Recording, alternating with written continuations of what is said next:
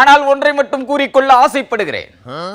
கடந்த 2 நாட்களாக இடிதாங்கியின் கூச்சலை கேட்க காக்கா குருவி கூட கூடவில்லை என்பதை வெளிப்படையாக வாந்தி எடுப்பதில் வெட்கம் எனக்கு ஏதும் இல்லை.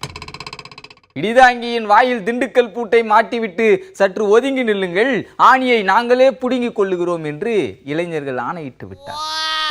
அவர்கள் இட்ட ஆணையை நான் மதிக்க கடமைப்பட்டிருக்கிறேன். அதை மதிக்காவிட்டால் நாளை இடிதாங்கி ஆட்சி கட்டிலில் ஏறி ஆணையிடுவதில் சிக்கல் ஏற்பட்டுவிடும் என்பதை அறிவான்.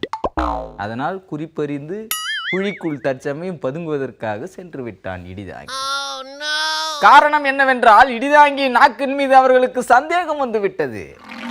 பெருநாக்கின் மீது சந்தேகம் வந்தால் கூட பரவாயில்லை, இடிதாங்கியின் உள்நாக்கிலேயே உள்நோக்கம் இருப்பதை எப்படியோ கண்டுபிடித்து விட்டார். அப்படி இருந்தும் இடிதாங்கி கன்னத்தில் மச்சம் வைத்துக் கொண்டு கூட்டத்தோடு கூட்டமாக கோவிந்தா போடுவது எப்படி என்பதை ஆராய்ந்து கொண்டிருக்கிறான். அப்படியே போனாலும் தலையில் மாட்டின் மாஸ்கை மாட்டிக்கொண்டு செட்டு ப்ராப்பர்ட்டி போல் நிறுத்தி விடுவார்களோ என்ற அச்சமும் எனக்கு இருக்கிறது. ஆக இந்த போராட்டம் இடிதாங்கியின் போராட்டத்துடன் ஒப்பிடும்போது 6 வித்தியாசங்கள் தெரிகின்றன. அதிலே முக்கியமான வித்தியாசம் என்னவென்றால் அவர்களுக்கு தலைவர்களே இல்லை என்பதுதான். எங்கு பார்த்தாலும் தலைகளாக தெரிகின்றன, ஆனால் தலை இல்லை. அதனால் எனது தலையை எப்படி கூட்டத்தில் திணிக்கலாம் என்று ராஜதந்திர மூளையை முடுக்கி விட்டிருக்கிறேன். ஆக இந்த தை இடிதாங்கியின் மனசில் ஒரு அரை மயக்கத்தை ஏற்படுத்தி கொண்டிருக்கிறது என்பதை மட்டும் இங்கே பதிவு செய்ய ஆசைப்படுகிறேன். நான் ஒன்றை நினைத்தால் இளைஞர்கள் வேறு விதமாக நினைக்கிறார்கள். பானை பொங்குவதை பார்த்திருக்கிறேன், யானை பொங்குவதை பார்த்திருக்கிறேன், காளைகள் பொங்குவதை பார்த்திருக்கிறேன். இப்போதுதான் முதல் முறையாக ஜல்லிக்கட்டு காளைகள் கில்லி விளையாடுவதை பார்த்து ரசித்துக் கொண்டிருக்கிறேன்.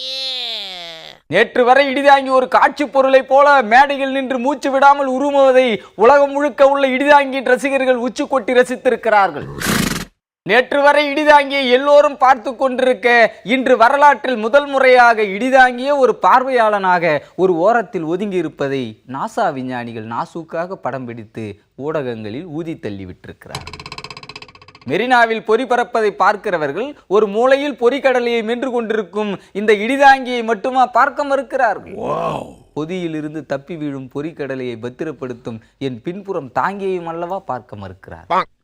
ஆக இடிதாங்கி இனி 2 நாட்கள் ஆள் இல்லாத மேடையில் அடக்கி வாசிப்பது என்று முடிவெடுத்து விட்டான் என்ற உண்மையை கூறி உங்கள் எல்லோரும் எச்சரித்து விடைபெறுகிறேன். நன்றி, வணக்கம்.